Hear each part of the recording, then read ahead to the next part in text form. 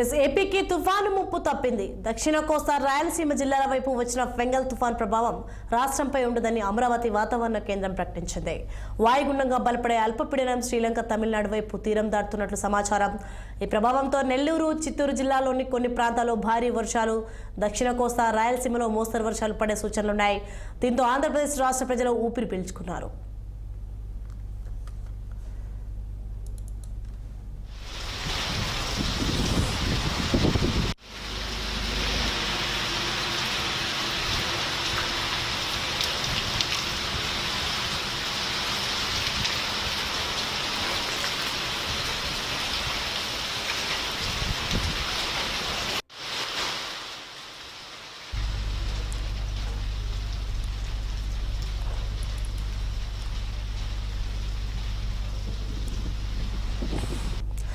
ఏపీకి తుఫాన్ ముప్పు తప్పింది. దక్షిణ కోస్తా రాయలసీమ జిల్లాల వైపు వచ్చిన ఫెంగల్ తుఫాన్ ప్రభావం రాష్ట్రంపై ఉండదని అమరావతి వాతావరణ కేంద్రం ప్రకటించింది.